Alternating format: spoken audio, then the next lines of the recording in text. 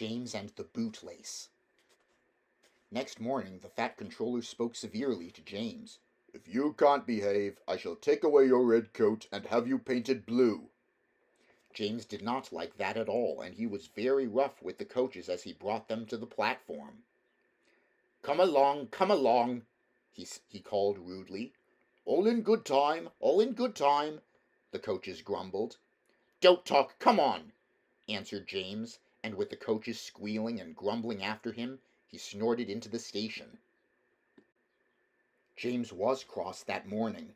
The Fat Controller had spoken to him, the coaches had dawdled, and, worst of all, he had had to fetch his own coaches. Gordon never does, thought James, and he is only painted blue.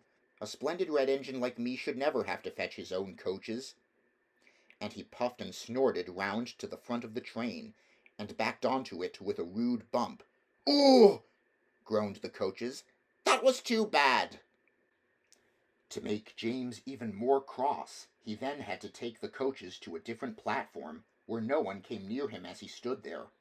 The Fat Controller was in his office, the station master was at the other end of the train with the guard, and even the little boys stood a long way off. James felt lonely. "I'll show them," he said to himself. "They think Gordon is the only engine who can pull coaches." And as soon as the guard's whistle blew, he started off with a tremendous jerk. Come on, come on, come on," he puffed, and the coaches, squeaking and groaning in protest, clattered over the points onto the open line.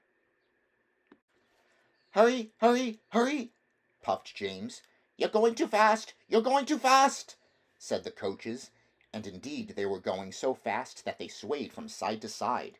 James laughed and tried to go faster, but the coaches wouldn't let him. "We're going to stop, we're going to stop, we're going to stop," they said, and James found himself going slower and slower. "What's the matter?" James asked his driver. "The brakes are hard on, leak in the pipe most likely. You've banged the coaches enough to make a leak in anything." The guard and the driver got down and looked at the brake pipes all along the train. At last they found a hole where rough treatment had made a joint work loose. "How shall we mend it?" said the guard. James's driver thought for a moment. "We'll do it with newspapers and a leather bootlace." "Well, where's the bootlace coming from?" asked the guard. "We haven't one." "Ask the passengers," said the driver.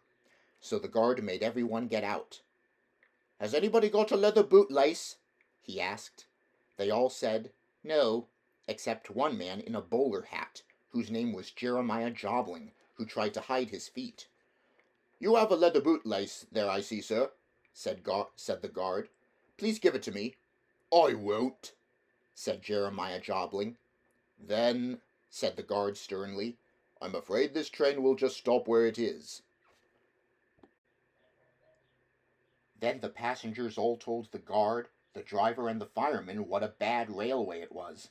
But the guard climbed into his van, and the driver and fireman made James let off steam.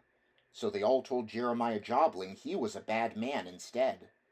At last he gave them his laces, and the driver tied a pad of newspapers tightly round the hole, and James was able to pull the train. But he was a sadder and a wiser James, and took care never to bump coaches again.